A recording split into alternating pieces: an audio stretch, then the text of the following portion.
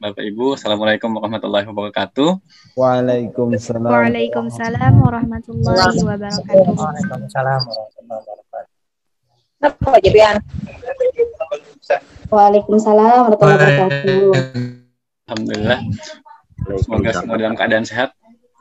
Hari ini di materi ketiga, mungkin materinya sudah cukup siang ya, sehingga semangat Bapak Ibu saya harapkan masih membara seperti semangat pagi, sehingga kita tetap bisa mengikuti materi hari ini dengan antusias yang tinggi. Nah, mungkin sebelumnya kita bisa relaksasi dulu ya, Bapak Ibu. Boleh diikuti, boleh kameranya diaktifkan ataupun yang non aktif, tapi masih bisa melihat saya di sini ya. Mungkin kita bisa pakai gerakan-gerakan sederhana dulu. Mungkin kita sedikit pemanasan, mulai dari gerakan tangan dulu, Bapak Ibu bisa direnggang-renggangkan dulu. 1, 2, 3, 4, 5, 6, 7, 8. Mungkin matanya bisa sambil dikedip-kedipkan, cukup lama sudah melihat laptop dari pukul 9 tadi, jadi bisa kedip-kedip mata dulu sekitar 10 kali. 1, 2, 3, 4, 5, 6, 7, 8, 9, 10. Sedikit lagi Bapak Ibu ya, kita sambil miring-miringkan kepala, mulai dari miring ke kanan dulu. Betul dipakai.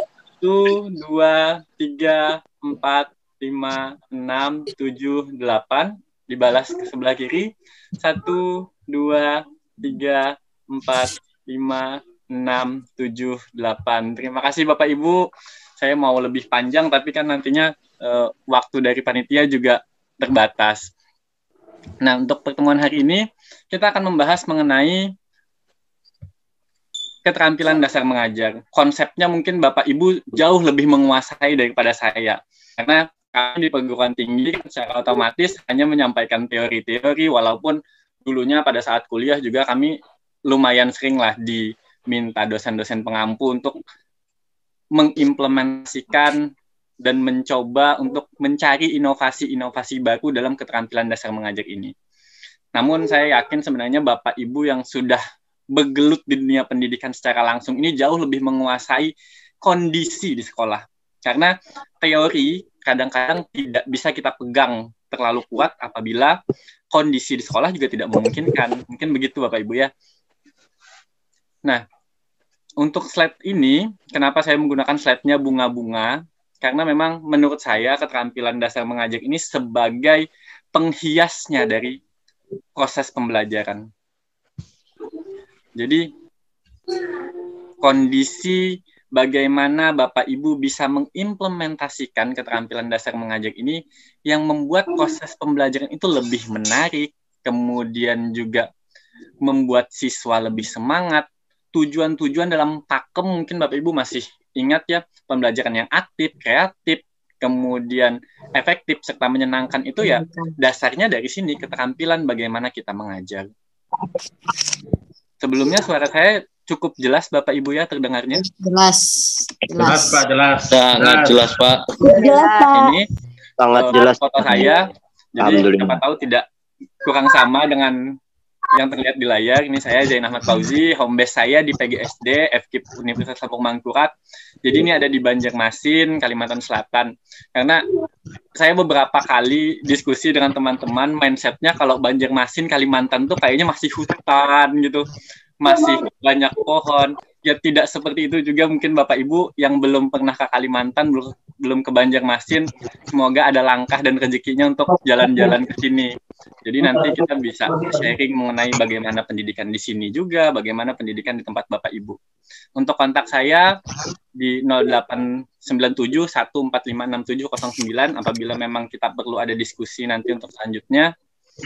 Nah, sebelum kita membahas mengenai keterampilan dasar mengajar, alangkah lebih baiknya saya berkaca dulu dari tuntutan saat ini apa sih? Harapan di abad 21 ini apa sih? Undangannya itu nama teman itu bisa di istilah. Mungkin Bapak Ibu sudah tahu dan sangat sering mendengar istilah 4C. Jadi mulai dari tuntutan peserta didik maupun diri kita sendiri diminta untuk komunikatif, communication. Kemudian kita diminta juga berpikir kritis atau critical thinking. kita juga diminta kreatif, kemudian bagaimana kita membangun collaboration yang bagus, membangun kolaborasi, ya. Nah, untuk mencapai itu tentunya di dalam proses pembelajaran apabila masih kurikulum kita ini kurikulum 2013 seperti yang saat ini kita laksanakan, kita masih memegang yang scientific approach. Ya. Jadi patokannya ke 5M, mulai dari observasinya, kemudian peserta didik kita minta untuk bertanya, kemudian kita minta peserta didik untuk berpikir lebih luas, menalar, kemudian mereka mencoba langsung sampai mereka mencoba mengkomunikasikan atau mendapatkan hasil produk. Ya. Nah, ini keterampilan yang kita gunakan pada dasarnya ada 8. Namun untuk urutan macam-macam pasti tiap buku ada yang urutannya keterampilan bertanya dulu, ada yang urutannya keterampilan buka tutup dulu. Tapi menurut saya semua pasti harus berhubungan dan tidak bisa keterampilan ini berdiri sendiri. Betul ya Bapak Ibu ya? Nah, ya, sehingga kita harus komitmen ketika mau masuk, sebelum masuk ke dalam kelas, ya minimal kita harus tahu dulu bahwa ada keterampilan ini. Kita di dalam kelas itu bagaimana cara mengemas pembukaan dan penutupan, ini menurut saya yang paling penting, makanya saya taruh di pojok kiri atas sebagai permulaan. Menurut saya ketika membuka pertemuan itu adalah momen utama bagaimana kita menarik peserta didik yakin ikut proses pembelajaran yang kita pandu. Karena kondisi guru di sini kan sekarang tidak lagi guru itu sebagai sumber informasi utama. Namun guru di sini betul-betul sebagai pengatur jalannya cerita. Apalagi tadi kalau kita mendengar materinya Bu Nurul, kemasan pembelajaran saat ini harusnya adalah meminta anak-anak itu yang memulai. Maunya kalian belajar seperti apa? Kita sebagai guru bisanya memfasilitasi. Artinya, dengan permintaan yang banyak, kita juga harus mempunyai kemampuan yang lebih banyak daripada keinginan peserta didik itu sendiri. Nah, dengan adanya penambahan wawasan seperti ini ya, menurut saya lebih mudah dibandingkan dulu yang kita harus datang ke seminar, kita harus datang ke suatu tempat. Dengan adanya kondisi online saat ini yang mau tidak mau kita harus ikuti. Mungkin kalau awal-awal 2020 atau 2019 kemarin, wah ngapain kita ngikut kegiatan online, kita memang harusnya tatap muka, kita bertemu langsung. Ini nantinya terkait proses pembelajaran ini terlaksana tidak saat ini. 8 keterampilan dasar mengajar ini terlaksana tidak saat ini. Karena yang mengakunya, mohon maaf Bapak Ibu ya, bukan maksud menggurui atau menyinggung, yang mengakunya misalkan sekolah kami belajarnya daring saat ini. Daringnya ya foto soal, kemudian kirim di WA, anak-anak kerjakan sendiri. Nanti kalau sudah selesai, kirim balik atau kamu kumpul ke sekolah. Masih banyak mungkin yang polanya seperti itu ya. Padahal tadi yang namanya mengajar, proses pembelajaran baik luring, daring, blended learning, ataupun door-to-door, home visit, ya harusnya dasarnya adalah keterampilan dasar ini. Baik, kita masuk ke dalam tiap-tiap keterampilannya setelah ini.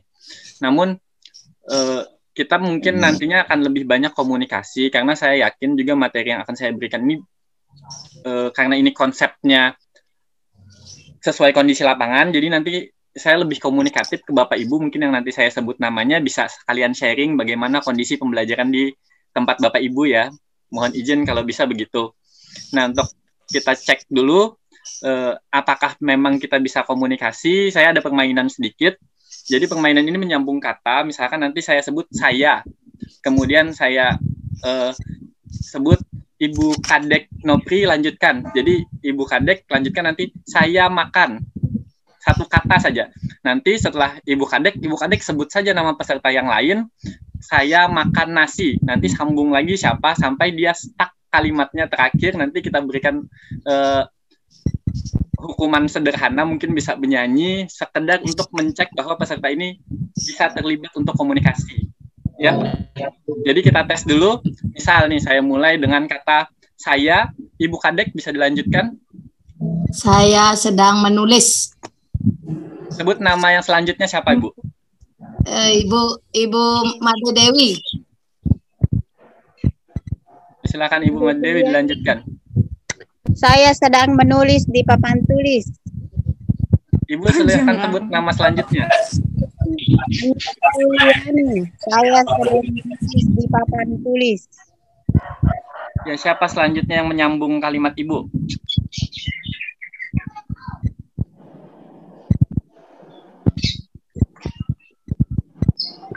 Saya sedang menulis di papan tulis yang berwarna hitam, berwarna putih.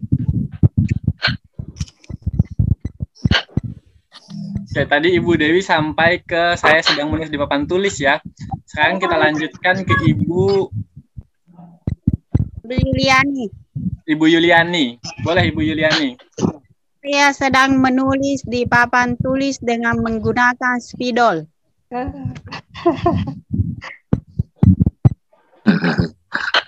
Warna putih.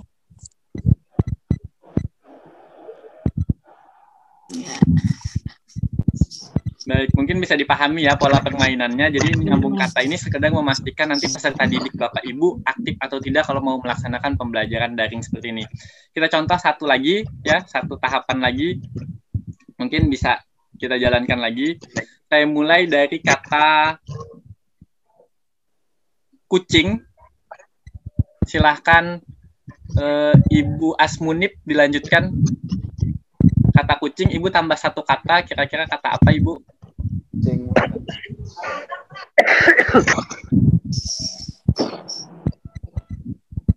Silahkan Ibu aktifkan suaranya. Nah, aktifkan suaranya tuh. Saya Pak. Kucing makan. Baik, misal ada yang menyambung tadi sudah kucing makan. Selanjutnya coba selanjutkan Pak Kuswanto. Kucing makan. Kucing makan tikus. Kucing makan tikus. Sebut satu nama lagi Pak Kuswanto. Siapa kira-kira teman kita yang bisa melanjutkan? Yuliani. Pak Kuswanto yang memilih. Apa ini? Kucing makan tikus di loteng. Bagus, bagus. Siapa Pak Kuswanto? Ya. Bu Dewi Wahyu. Bu Dewi Wahyu. Kucing makan tikus di loteng di malam hari. Kucing makan tikus di loteng di malam hari. Baik, tepuk tangan dulu untuk Bapak Ibu semua. Nah, jadi sebenarnya pola-pola permainan seperti ini, kalaupun di kelas misalkan terlaksana, sebenarnya poinnya, walaupun online, kita juga bisa tetap melaksanakan pembelajaran-pembelajaran yang menyenangkan. Tidak monoton pembelajaran itu ya harus memberikan tugas, video, kemudian hanya sekedar bercerita, menampilkan PPT, kita juga bisa pakai permainan. Artinya konsep menyenangkan itu tidak akan luntur walaupun pembelajaran online. Baik, terima kasih Bapak Ibu. Nah, keterampilan membuka menutup pembelajaran, tujuannya pasti adalah awalnya memberikan motivasi. Bagaimana membuat peserta didik itu lebih semangat sebelum mereka masuki pembelajaran. Untung kalau kita memang kena kelasnya dari pagi sampai siang. Kalau yang kena kelas dari siang sampai sore, apalagi misalkan guru-guru SMP, kan guru-guru SMA, itu kan jamnya tidak dari pagi sampai siang. Jadi ada jam-jam tertentu. Nah, bagaimana caranya kita membangun semangat yang sebelumnya misalkan peserta didik kita belajar matematika di pagi hari, kemudian belajar fisika, tiba-tiba ibu masuk atau bapak masuk mengajar materi bapak lagi Quran hadis. Mereka sudah kayaknya otak mereka sudah down sekali dengan materi-materi yang sebelumnya. Kita datang lagi akan memberikan hafalan Quran hadis atau hafalan-hafalan yang lain. Nah, bagaimana cara kita mengemas supaya peserta didik itu tertarik dengan apa yang kita ajarkan? Jadi awalnya bisa mulai dari memberikan motivasi. Motivasi ini banyak caranya, bisa bercerita, bisa sambung kata, kemudian bisa menampilkan video, atau kita meminta peserta didik yang menceritakan semangat dia.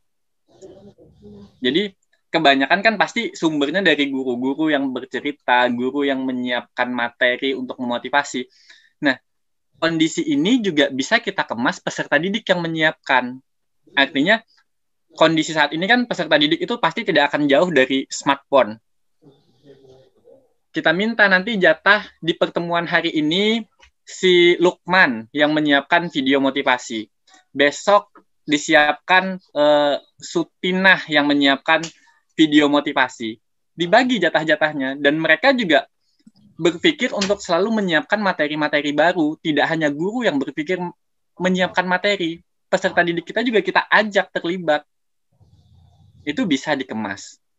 Nah, kemudian ingat, di dalam keterampilan membuka menutup ini, poinnya, tujuannya adalah kita memberikan batasan materi hari ini apa. Jadi jangan sampai lupa kita menyampaikan hari ini kita batasnya sampai di penjumlahan saja.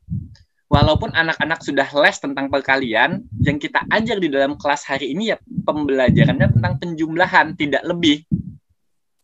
Besok baru kita masuk ke perkalian. Itu fungsi di tujuan pembelajaran. Bagaimana cara kita membatasi materi kita. Kemudian menghubungkan materi juga penting di awal, atau Bapak Ibu mengenal dengan istilah apersepsi. Bagaimana mengaitkan kita dengan materi sebelumnya. Misalkan menjelaskan hari ini tentang KDM, keterampilan dasar mengajar, kita kaitkan dengan materi sebelumnya tadi, mungkin pemateri sebelumnya menjelaskan apa saja. Ada salah satu pendekatan, kemudian ada sticky point. Nah, pendekatan yang dijelaskan Ibu Nurul tadi sudah sangat-sangat bagus. Bagaimana open mind tentang pembelajaran saat ini. Kemudian kita mengetahui tingkat pemahaman peserta didik dengan cara melakukan tanya jawab di awal. Semangat peserta didik ada atau tidak. Jangan sampai Bapak Ibu baru masuk ke dalam kelas langsung bercerita tentang materi, langsung memberi tugas. Adakan dulu persepsi awal, kita coba tanya jawab, anak-anak sudah siap atau belum, sudah sarapan atau belum. Karena rugi di kita kalau kita menjelaskan materi panjang, ternyata peserta didik kita fisiknya tidak siap. Nah, ini fungsi di tujuan keterampilan membuka pembelajaran. Nah, di keterampilan membuka, yang bisa Bapak Ibu lihat, di sini fokusnya kita adalah membuat atau menarik perhatian peserta didik. Kemudian menimbulkan motivasi, memberikan acuan. Sama seperti tadi, kemudian mengaitkan materi. Untuk keterampilan menutup, jangan lupa kita juga harus meninjau kembali siswa sudah paham atau belum. Ini biasanya kalau guru-guru sudah terlalu lama di sekolah, anggapannya, oh ada apa-apa lagi, sudahnya bisa aja menyimpulkan sendiri. Mereka bisa saja menyimpulkan materinya sendiri. Jadi santai saja. Harusnya memang tetap kita cek. Karena peserta didik yang kita temui di hari ini belum tentu sama dengan siswa kita di kondisi tubuhnya kemarin. Walaupun orangnya sama ya. Tapi kan kondisi fisiknya bisa berbeda. Sehingga kita harus meninjau di tiap kali pertemuan. Kemudian melakukan evaluasi untuk mengecek apakah peserta didik ini sudah menguasai materi yang kita ajarkan. Terakhir adalah melakukan tindak lanjut. Tindak lanjut poinnya menyampaikan apa yang harus mereka siapkan untuk pertemuan selanjutnya. Bisa bentuk PR, bisa bentuk penugasan untuk menguasai materi. Jadi banyak polanya. Poinnya adalah tindak lanjut di sini mengingatkan peserta didik minggu depan, besok, kita akan belajar lagi materi apa. Jadi bisa dipelajari terlebih dulu atau mereka ditugaskan untuk menguasai materi hari ini.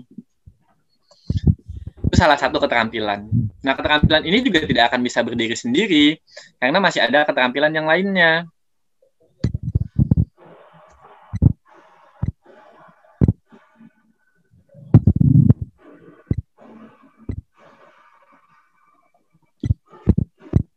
Nah, di keterampilan menjelaskan ini, tujuannya pasti kita memberikan pemahaman konsep kepada peserta didik, kemudian memberikan penalaran. Jadi tidak hanya sekedar sharing informasi ya Bapak Ibu, tidak hanya memberikan materi, tapi betul-betul kita memberikan penalaran yang lebih luas, meminta anak pikir lebih lebar lagi daripada poin yang kita ajarkan. Kenapa diminta seperti itu? Bapak Ibu harus ingat bahwa misalkan Bapak Ibu berpegangan pada buku guru yang sudah dibuatkan oleh kementerian, kalau Bapak Ibu cuma menegaskan ini materi yang kita pelajari, mereka pulang misalkan membaca buku Erlangga, membaca buku Ganesha, mereka akan menyimpulkan bahwa buku ini tidak sesuai dengan yang dijelaskan oleh guru. Artinya kan kita sebagai guru harusnya juga memberikan ruang anak-anak, ini konsepnya, kalian bisa belajar dengan materi atau poin pembelajaran yang lain lagi. Sesuai dengan buku yang mereka nantinya tambahkan di luar dari pembelajaran di sekolah. Kemudian di keterampilan menjelaskan perlu diingat Bapak Ibu harus terlibat dalam konsep berpikirnya. Peserta didik juga. Ini yang banyak menurut saya mindset-nya masih berlaku sampai saat ini di pendidikan Indonesia, bahwa keterampilan menjelaskan ini harus dikuasai oleh guru saja. Menjelaskan itu harus kita latihkan juga kepada peserta didik kita supaya nanti kejaran yang scientific approach tadi bisa tercapai. Karena ujungnya kan nanti mereka belajar mengkomunikasikan, mereka belajar bicara, mereka belajar menyampaikan. Jadi teknik-teknik menjelaskan itu harusnya jangan cuma guru yang menguasai, tapi kita harus belajar bagaimana men-sharingkan kemampuan bicara ini kepada anak didik juga. Nah, komponen-komponennya diantaranya adalah merencanakan penjelasan, jadi isi pesannya, kemudian mempersiapkan medianya. Media di sini artinya Bapak Ibu harus bisa menerima kondisi bahwa sekolah itu di saat ini maupun ke depan nanti tidak mesti harus pendidikannya formal di dalam ruangan. Jadi bisa jadi ke depan nih semakin berkembangnya teknologi, kita malah melepas pendidikan tatap muka. Jadi nantinya pembelajarannya online semua, bisa jadi, tergantung kondisi ke depan yang kita masih belum bisa melihat. Walaupun sebenarnya isi hati kita pasti akan mengatakan, saya sih maunya pembelajaran itu tetap tatap muka. Tapi kita tidak tahu esok yang terjadi apa. Jadi Bapak Ibu harus mempersiapkan diri.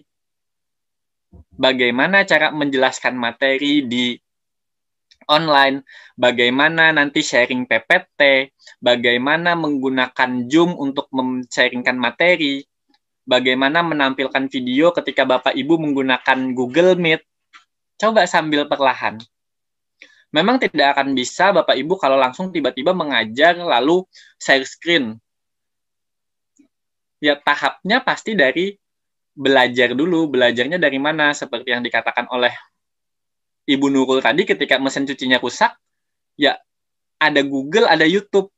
Nah, kondisi kita saat ini sebenarnya kan pendidikan ini sudah tidak bisa dipaksa tatap muka. Dalam artian kemarin harusnya kondisi ini tidak bisa dipaksa tatap muka. Kalau tatap muka katanya kan COVID-nya semakin meningkat dan lain sebagainya. Ya berarti pilihannya adalah kita harus memperbaiki alurnya. Mau tidak mau harus menggunakan sistemnya online misalkan. Gunakan Zoom, gunakan Google Meet, video di WhatsApp misalkan. Atau paling sederhana adalah gurunya melaksanakan door to door, datangi ke rumah satu-satu. Nah, itu nanti pilihan Bapak Ibu mau melaksanakan pembelajarannya seperti apa. Yang jelas komponen dari tujuan pembelajaran itu bisa tercapai, materi anak-anak paham, ada guru yang menjelaskan, ada siswa yang mendengarkan. Kalau sekedar fotokopi buku, atau Bapak Ibu memoto buku dikirim ke grup WA, kan komunikasinya nantinya luntur. Padahal kan kita tidak ingin menghilangkan itu, kita cuma merubah yang dulunya makan di piring, sekarang makan di mangkok atau piring yang berbeda. Tapi tetap makan. Nah, poinnya kan itu, tapi tetap makan. Sedikit banyaknya saat ini, karena sekarang dulu makan di piring, sekarang kondisinya pandemi, ya makanannya disedikitkan, tapi dia tetap makan porsinya lebih sedikit, karena tidak bisa dipaksa untuk tetap banyak. Harusnya konsepnya tadi kita beda piring, namun tetap porsinya sama. Ibu, Bapak tetap mengajar, melaksanakan komunikasi kepada peserta didik, tetap ada wadah untuk anak-anak berkarya. Baik, kita lanjutkan dulu materinya. Kemudian masalah menyajikan penjelasan atau kejelasan. Di sini yang perlu kita tekankan bagaimana materi yang kita ambil harusnya tidak hanya dari buku guru, ya. Kemudian contoh atau ilustrasi bisa berpatokan kepada contoh-contoh yang saat ini di YouTube, kemudian di Google, itu bisa dipakai untuk menceritakan lebih detail mengenai materi yang kita ajarkan. Kalau di SD kan misalkan materi tentang alat transportasi. Kebetulan kami di Kalimantan masih belum ada kereta api, sedangkan materinya ada kereta api. Bagaimana caranya kita menjelaskan, ini loh kereta api, dia pakai gerbong, ya anak-anak bisanya cuma menghayalkan saja bagaimana bentuk kereta api. Nah, bisa kita bawakan contoh video. Kalau bisa bukan gambar saja ya Bapak Ibu, kalau gambar itu kan kurang konkret, dia tidak bisa melihat dari berbagai sisi. Baik, keterampilan yang selanjutnya, keterampilan bertanya. Bertanya ini tidak hanya satu konsep bertanya. Saya misalkan menanyakan, 1 tambah 1 sama dengan berapa Bapak Nurman? Kemudian dijawab Pak Nurman. Ada tahap-tahap bertanya. Ya.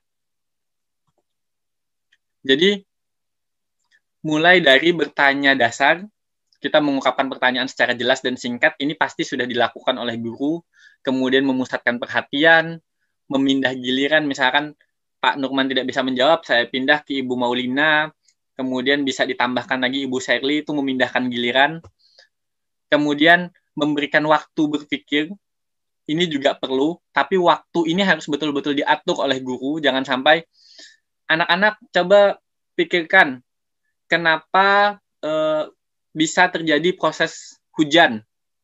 Sudah, silahkan kalian berpikir dulu, Bapak ke ruang bawah dulu, ada yang mau diambil. Diambil, lama setengah jam gurunya tidak kembali. Padahal proses berpikir ini cuma perlu waktu 5 menit atau 2 menit. Akhirnya kita harus mengkondisikan waktu berpikirnya siswa perlu lama atau sebentar saja.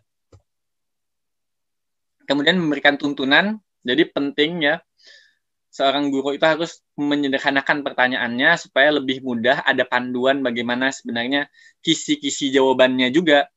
Jadi tidak hanya sekedar kisi-kisi jawaban di sini maksudnya keterampilan menjelaskan yang sebelumnya. Sudah ada penjelasan sehingga kita bertanya.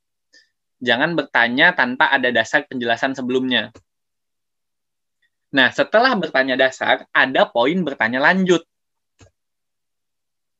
Pertama, mengubah tuntutan kognitif, afektif, dan psikomotorik. Kalau paling sederhananya kognitifnya ya, yang sudah di capaian C3 misalkan, kemudian pertanyaan selanjutnya harusnya meningkat ke C4. Jangan malah menurun, sudah anak diminta berpikir kritis, kemudian diminta pertanyaan anak turun lagi ke aspek mengetahui saja. Jadi kalau bisa konsep pertanyaan itu betul-betul bertahap dari yang paling mudah sampai ke susah. Kemudian mengatur urutan pertanyaannya terkait dengan tingkatan kognitif tadi. Kemudian ada pertanyaan pelacak. Pertanyaan pelacak ini poinnya nanti memancing peserta didik. Ya, kemudian pelacak ini juga kita bisa menunjuk secara acak peserta didik yang menjawab ataupun membuatkan pertanyaan. Sehingga interaksi juga bisa meningkat. Nah, sampai sini saya boleh sharing ke Bapak Ibu, kira-kira kondisi saat ini, di masa pandemi ini, konsep pembelajaran mulai dari keterampilan bertanya-nya, kemudian keterampilan menjelaskan, membuka menutup pembelajaran ini apakah bisa berjalan atau tadi di sekolah Bapak Ibu konsep pembelajaran saat ini seperti apa sih? Coba saya minta pendapat Ibu Maulina dari Lampung ya Ibu.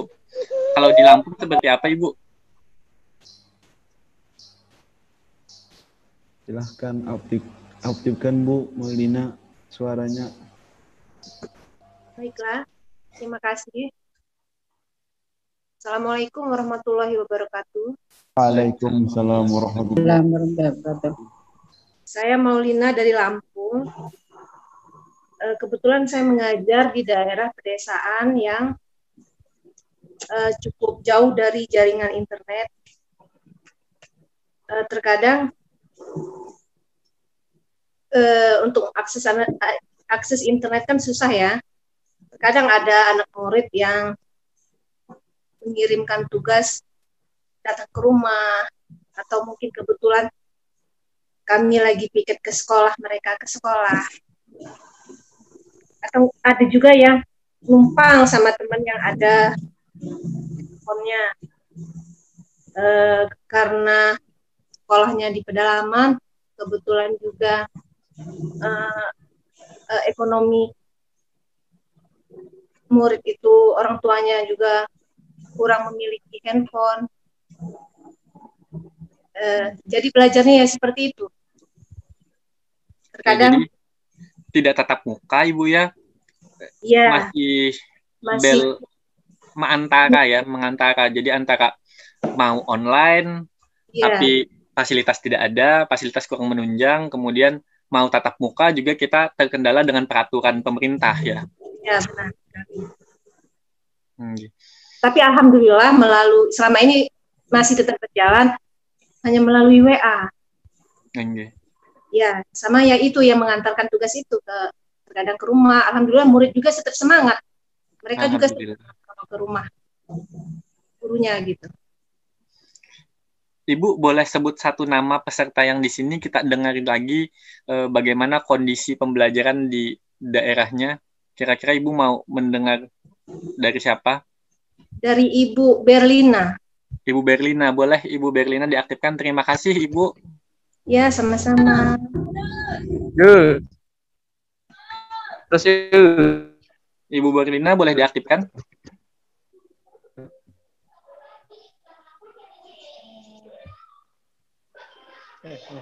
Kurang dengarkan di sini.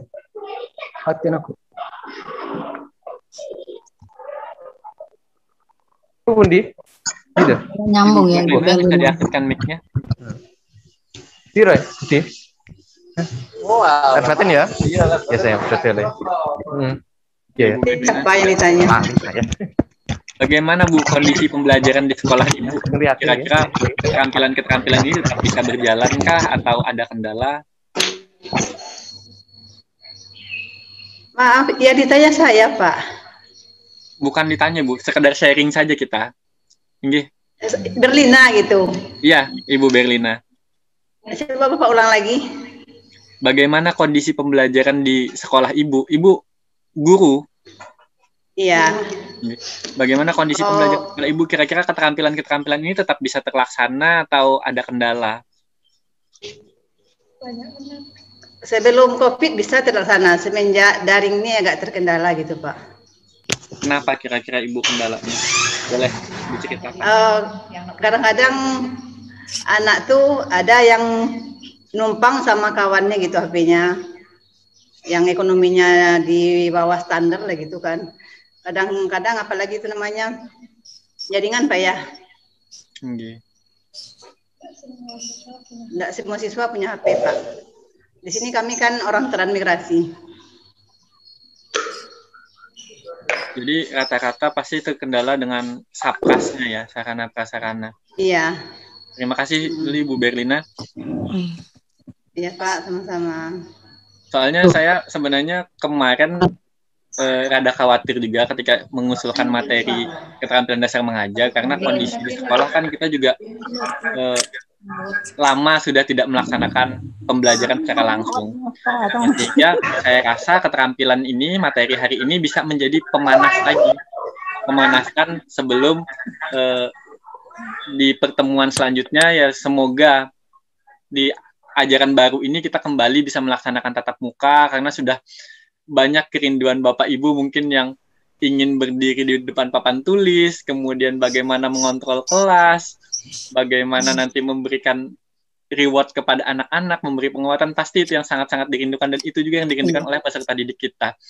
Ya, kalau Tiang boleh Pak sedikit. Boleh Ibu. Terima kasih Pak. Ini tim dari Jembrane Bali, dari bulan April kemarin, April Mei sudah melaksanakan PTM, cuman PTM-nya terbatas. Dan jadi siswa yang 20 itu harus dibagi 10 orang masuk dari pagi jam 8 sampai dengan 2 jam saja kita di sekolah. Untuk yang 10 orang lagi besoknya baru dia masuk seperti ini ke pembelajaran di Jembrane Bali. Kenten di sekolah kami khususnya Kenten dari mulai bulan April ini sudah terlaksana PTM terbatas. Nah, Senin besok ya kita sudah melaksanakan 4. Jadi penilaian akhir tahun Kenten. Nah, itu pun juga kita laksanakan secara PTM terbatas.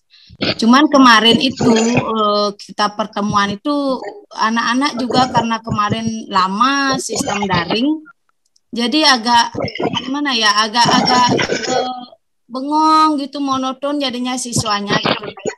kayak dia bingung gitu pada saat kita memberikan pembelajaran di kelas Kenten yang begitu yang Tiang hadapi di sekolah Tiang pada saat proses pembelajaran gitu Pak. Tuh. Nah terkait dengan besok ini kita PAT, kita tetap melaksanakan PAT dengan sistem terbatas. Halo? Iya Bu, bisa terdengar jelas Ibu. Iya, jadi pembelajaran PAT dengan sistem terbatas, evaluasi PAT dengan terbatas, siswanya itu juga masih dibagi gitu. Jadi untuk absen 1 sampai dengan 10 kita berikan soal, kita berikan tesnya selama 2 jam itu dari jam 7 sampai dengan jam 10, baru untuk absen berikutnya dari 11 sampai dengan 20 itu kita berikan jamnya juga dari jam 11 sampai dengan jam 12. Itu sistem kita di sini hari ini untuk pembelajaran ini ya, bulan ini. Nggih. Nah, ini yang bisa kita ambil artinya Bapak Ibu, untuk konsep pembelajaran itu bisa beragam, tapi harus juga karena kita sistemnya pemerintahan, jadi harus ada izin. Misalkan kalau memang mau melakukan ada izin terlebih dahulu. Sekolah Ibu Kadek ini sudah ada izinnya untuk melaksanakan, namun terbatas ya tadi kan. Kemudian kita juga memperhatikan zonanya, zona kita zona hijau, kuning atau hitam atau merah, sehingga proses pelaksanaan juga tadi.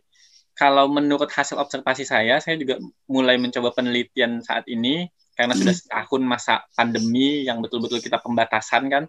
Sudah lewat dari setahun, saya mencek bahwa hasil observasi saya lebih dari 50%, lebih dari 70% bahkan mereka memang mau melaksanakan tatap muka, walaupun ada beberapa sekolah juga yang masih memperhatikan protokol kesehatan yang lumayan sulit kalau dipaksakan tatap muka. Namun 70% ke atas rata-rata menginginkan tatap muka. Ya mungkin dari pergerak ini karena kita di dunia pendidikan tentu berbeda ya dengan dunia kerja yang bisa meliburkan, merumahkan pegawainya. Kalau kita di dunia pendidikan, saya sangat sedih ya, Bapak Ibu, mungkin kita bisa sharing di sini, karakter anak-anak saat ini, yang dulunya mungkin salim dengan guru, bahkan mungkin ada yang lupa dengan gurunya, apalagi siswa kelas 1. Iya, betul itu. Nah, ini yang perlu kita bangun kembali. Ini sebenarnya sedikit melenceng dari materi saya, karena materinya kan sebenarnya keterampilan mengajarnya, tapi poinnya tetap masuk sih, karena yang kita ajarkan ke anak-anak di dalam proses pembelajaran itu harusnya utuh, kognitif, afektif, psikomotorik. Kalau TK kan lebih banyak lagi, malah 6 aspek. Nah, sehingga memang kita perlu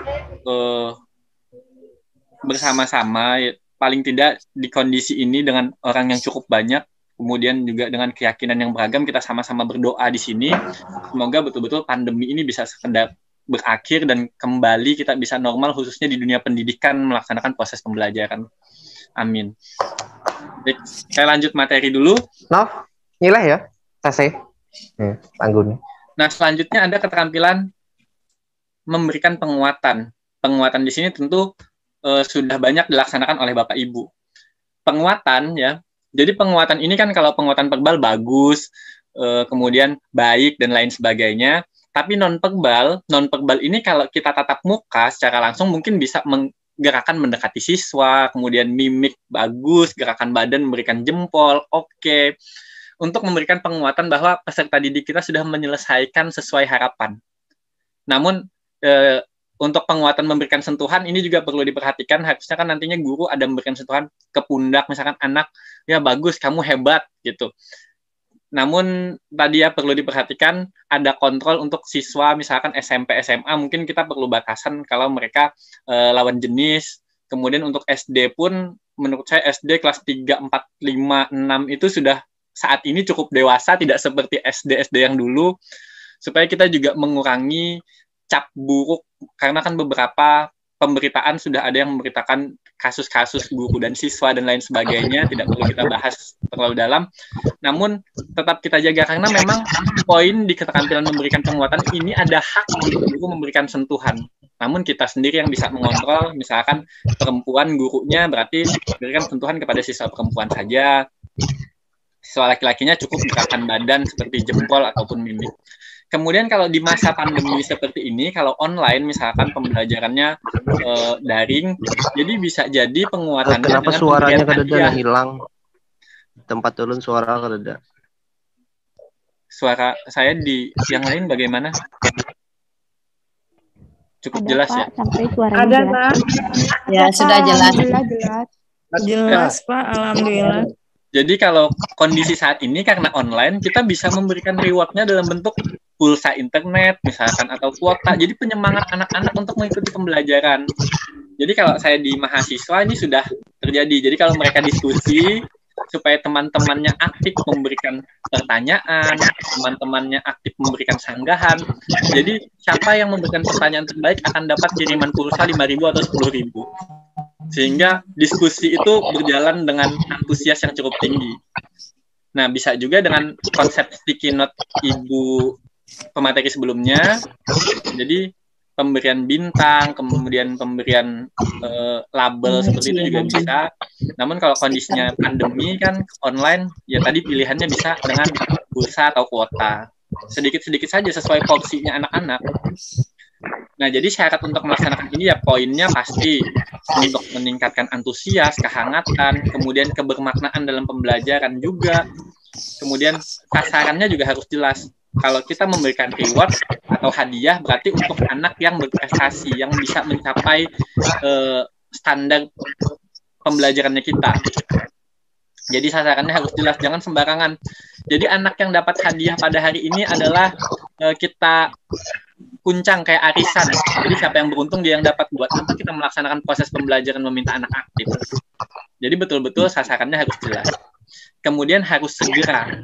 Jadi setelah mereka selesai menyelesaikan tugasnya, mereka selesai presentasi atau mereka selesai menjawab pertanyaan, langsung kita berikan penguatannya. Dan yang terakhir adalah harus bervariasi. Jangan kasih jempol, terus kasih jempol 1 tahun mereka di dalam kelas kasih jempol aja. Berikan penguatan yang lain, ya. Kemudian kalau memang Bapak Ibu dengan konsep bintang, ya 3 bulan misalkan pakai bintang, 3 bulan lainnya misalkan pakai reward yang lain lagi bentuknya, ada pembaharuan lah, ada variasi. Nah, setelah kita melakukan penguatan tadi atau reward kepada anak-anak, selanjutnya ada keterampilan mengelola kelas. Maaf, urutan saya memang saya sengaja seperti ini. Biasanya kan habis penguatan ada variasi. Variasi nanti setelah kelas, karena terkait pengelolaannya. Nah, dalam keterampilan pengelolaan kelas, pasti Bapak Ibu rindu dengan menyusun kursi anak-anak. Ada yang bentuk lingkaran, ada yang bentuk klasikal hadap ke depan semua, ada yang bentuk berkelompok-kelompok. Ya, semua pasti rindu itu. Kami di perguruan tinggi pun rindu mahasiswa bertatap muka dengan kami belajar langsung. Nah, kondisi ini ya, untuk keterampilan pengelolaan kelas, kalaupun harus online, tetap bisa. Jadi, ketika ada tugas kelompok-kelompok, mereka bisa membuat link sendiri. Namun tergantung tingkat satuan pendidikannya. Kalau SD mungkin susah untuk membuat grup sendiri.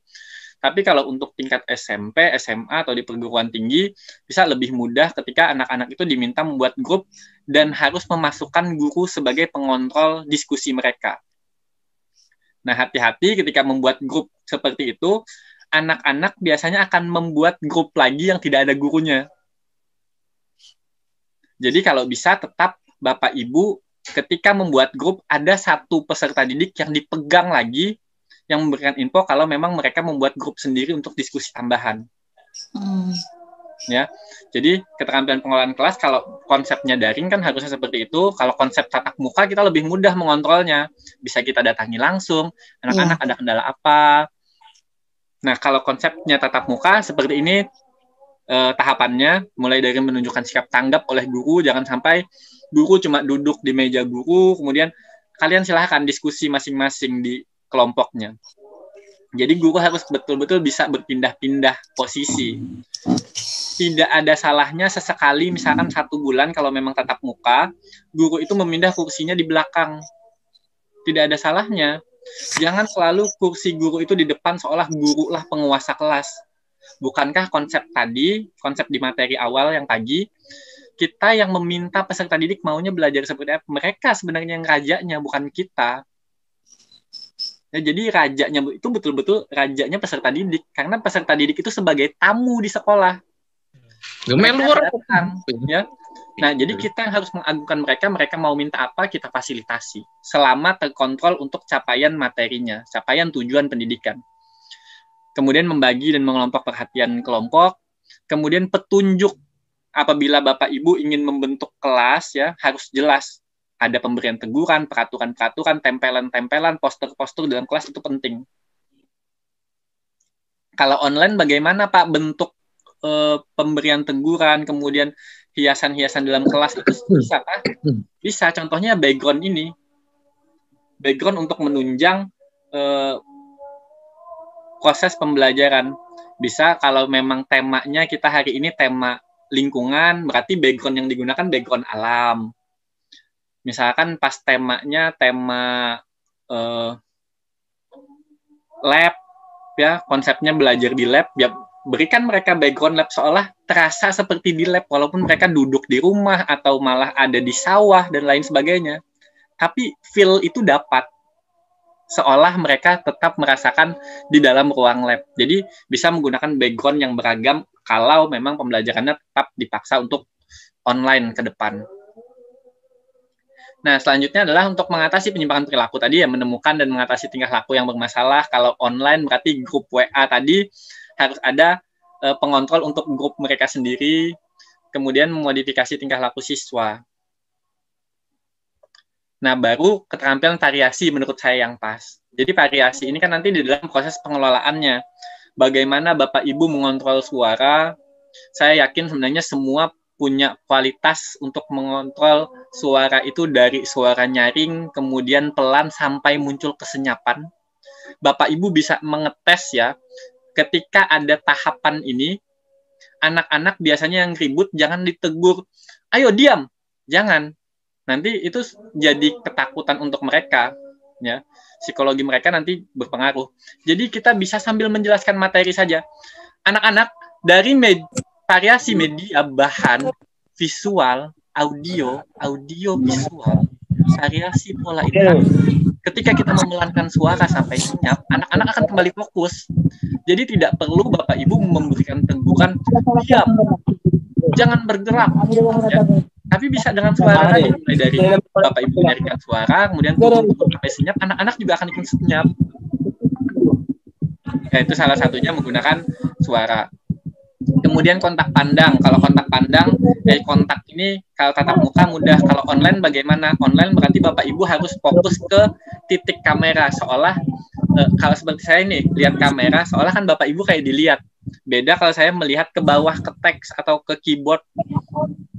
Nah, jadi kalau memang ingin melakukan kontak pandang, misalkan saya pas lagi bertanya, Ibu Kadek, kalau bisa mata Bapak Ibu fokus ke kamera. Sehingga seolah seperti melihat langsung. Ya. Nah, selanjutnya ada variasi gerakan. Variasi gerakan kalau di sekolah mungkin bisa beragam, bisa berpindah-pindah posisi. Kalau online seperti apa variasi gerakannya? Variasi gerakannya menurut saya paling pasnya adalah berganti platform. Jadi pada saat ini kita mengajar menggunakan Zoom, kemudian posisi tubuh yang lain bisa menggunakan Google Meet dan lain sebagainya. Jadi gaya mengajar mungkin arahnya ke sana kalau online. Ganti-ganti, jangan cuma bisa pakai Zoom saja atau pakai Google Meet saja atau pakai WA saja. Kalau bisa berganti-ganti.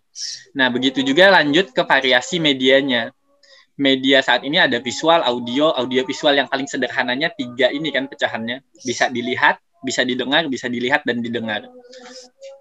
Mungkin ada campuran-campuran yang lain, bahasanya bisa dirasakan langsung, berbasis teknologi, dan lain sebagainya. Tapi pada dasarnya bisa dilihat, bisa didengar. Nah, untuk variasi media ini, kalau bisa dengan tuntutan pembelajarannya daring, anak-anak itu lebih banyak diminta untuk menghasilkan produk, kalau bisa. Sehingga mereka bisa melihat langsung. Dan ada briefing sebelumnya. Kalau Bapak Ibu menjelaskan, khususnya kelas rendah, misalkan menjelaskan tambahan menggunakan konsep pengenalan konsep angka, berarti kan mulai dari buah. Minta anak-anak coba untuk pembelajaran besok kalian kumpulkan buah apapun buahnya. Jadi di rumahnya kalau ada pisang ya pisang, kalau ada buah-buah daerah, misalkan kalau di daerah kami kan ada langsat, ya langsat dikumpulkan mereka untuk konsep belajar menghitung. Bebas, sesuai keperluannya mereka, karena kita tidak bisa mencontohkan langsung kan. Artinya media yang Bapak Ibu pegang tidak bisa dipegang oleh peserta didik kalau konsepnya online. Beda dengan konsep di sekolah. Jadi bahan ajar itu apa yang Bapak Ibu bawa cuma satu, mereka bisa melihat langsung, yang bisa disentuh. Nah, kalau online bisa kita briefing sebelumnya, anak-anak mempersiapkan terlebih dulu sebelum pembelajaran dimulai. Kemudian variasi pola interaksi. Ini bisa disesuaikan dengan kondisi sekolah, kondisinya sesuai juga dengan peraturan yang berlaku di daerah Bapak Ibu. Jadi jangan membanding, kalau misalkan saya di Banjarmasin harus mengikuti peraturan seperti di Jakarta, lalu ikut-ikutan anak-anak tidak melakukan tatap muka. Ya misalkan kayak Ibu Kadek di Bali, kalau memang kebijakan daerahnya membolehkan tatap muka, bisa dilaksanakan berarti tatap muka, berarti pelaksanaannya luring. Nah Bapak Ibu juga harus mengikuti perkembangan di daerah Bapak Ibu. Kemudian kalau sudah juga misalkan tetap rindu ingin melaksanakan tatap muka, coba ada perwakilan KKG mengkomunikasikan ini kira-kira kapan kita bisa melaksanakan tatap muka segera mungkin, karena berefek kepada tadi karakter siswa yang semakin menurun pada saat ini. Kemudian juga jelas kondisi kognitifnya kita tidak bisa mengontrol apakah tugas yang kita berikan itu dikerjakan si anak atau dikerjakan kakak atau orang tuanya, kita sulit mengontrol, sehingga aspek-aspek yang kita harapkan selalu meningkat pada saat ini tidak bisa sesuai harapan yang kita bayangkan. Bahkan mungkin beberapa sekolah ada yang tanda kutip memaksakan naik kelas siswanya atau memaksakan lulus siswanya. Ya, karena tadi kalau tidak diluluskan memang kondisinya seperti ini, mereka juga harus melakukan sekolah di tindak selanjutnya.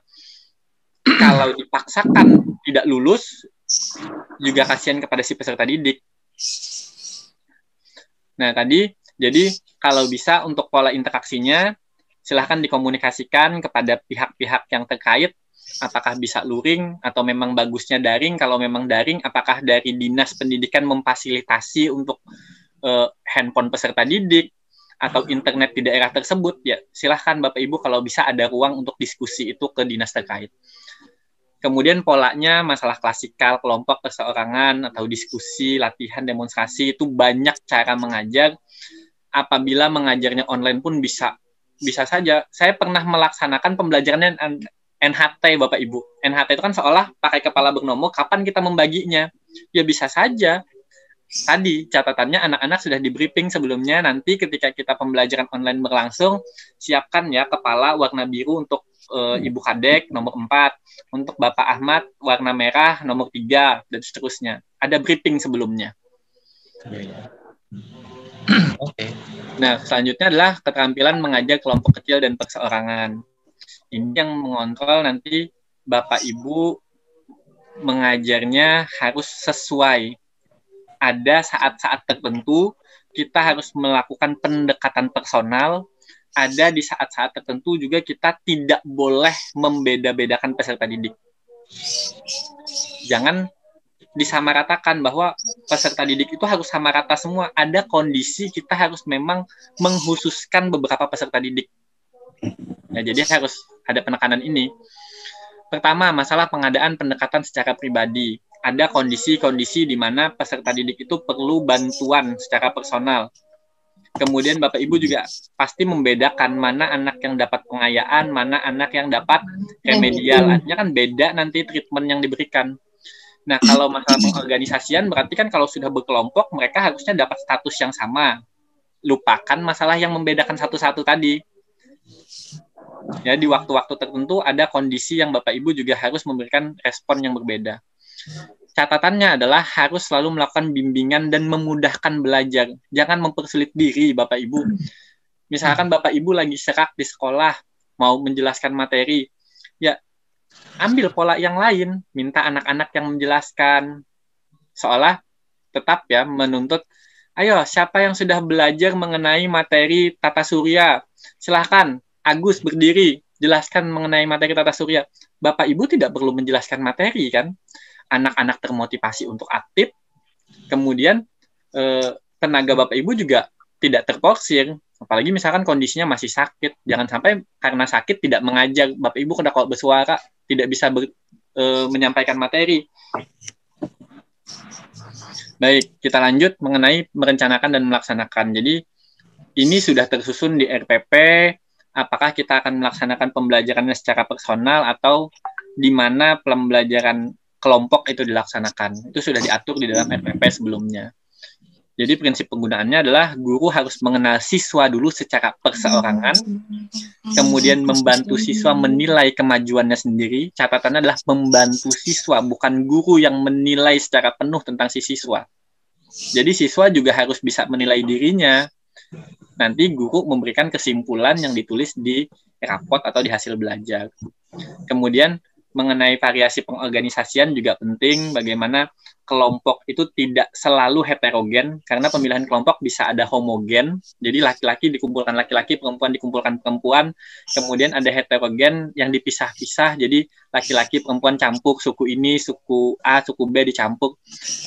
Tidak mesti yang gabungan suku-suku yang berbeda di tiap kelompok itu lebih bagus. Jadi harus bervariasi mengenai pengorganisasiannya itu sendiri. Kemudian yang terakhir adalah keterampilan membimbing diskusi kelompok kecil. Ini yang harusnya selalu dilaksanakan. Sebelumnya, saya kadang sedih, khususnya di daerah kami, beberapa kali saya sosialisasi tentang model-model pembelajaran. Jadi banyak guru-guru yang mengatakan tidak melaksanakan model pembelajaran di dalam prosesnya. Setelah saya tanya, Bapak Ibu sudah pernah melaksanakan di kelas itu dibagi anak-anak jadi berapa kelompok? Iya, pernah.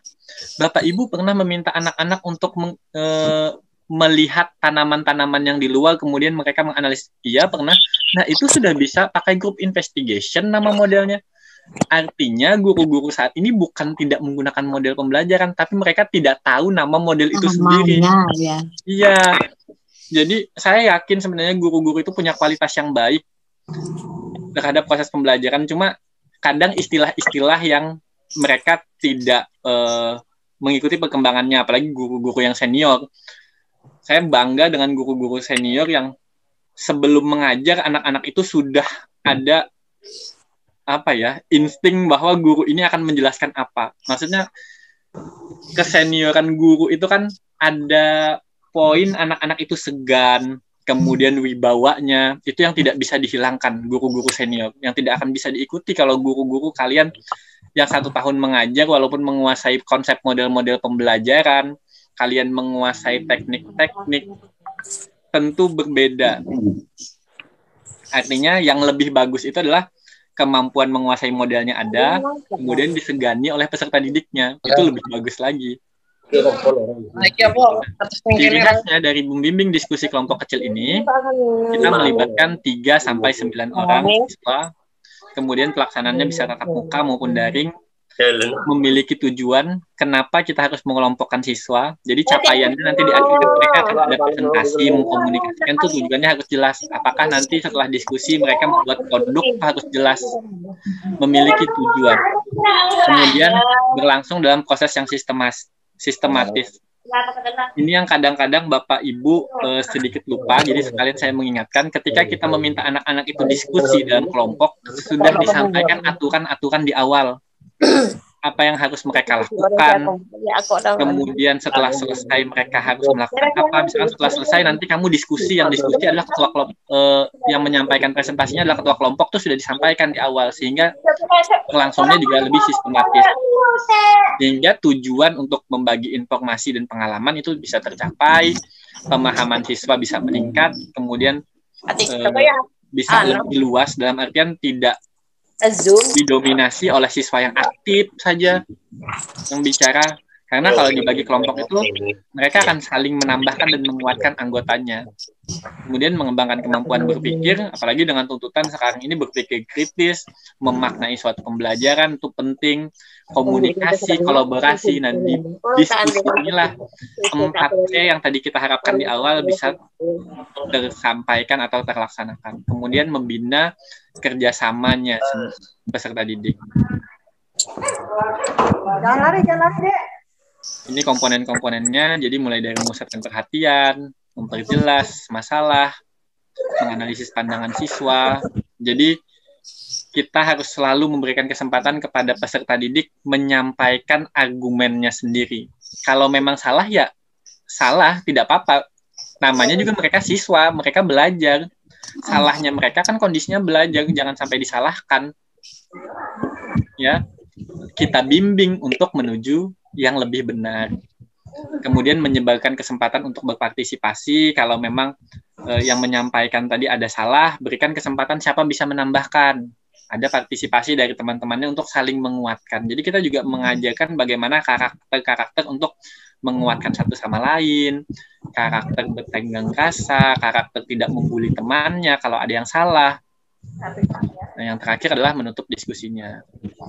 Jadi apabila diskusi itu ingin efektif, pertama topiknya harus sesuai, kemudian persiapannya harus memadai. Ini terkait juga dengan peraturan-peraturan. Kemudian kalau memang diskusi mau dilaksanakan di luar kelas, berarti kondisinya sudah pas, tidak hujan, kemudian lapangannya juga aman.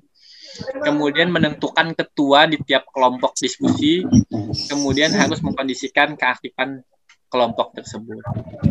Dan terakhir, saya membuat kalimat, siapa tahu bisa memotivasi juga. Guru yang baik adalah guru yang mampu mengajarkan ilmu sesuai kebutuhan peserta didik di zamannya. Betul. Ya. Jangan sampai di zamannya kita. Ya, ibu dulu belajar cuma pakai kertas, tidak pakai handphone. Ya iyalah, di zaman ibu tidak ada handphone pada saat itu. Jadi jangan disamakan bahwa anak-anak saat ini ya memang mereka hidupnya di zaman teknologi, biarkan mereka menggunakan teknologinya. Kita yang mengarahkan teknologi itu ada untuk menambah wawasan kita, bukan untuk hal-hal negatif, tapi arahkan untuk ke positifnya. Jangan dilarang menggunakan teknologi saat ini.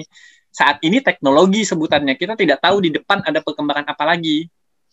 Ya, saya harap semua yang ada di sini bisa menerima keadaan zaman sekarang dan memfasilitasi peserta didik memberikan kebermaknaan untuk kebutuhannya di saat ini.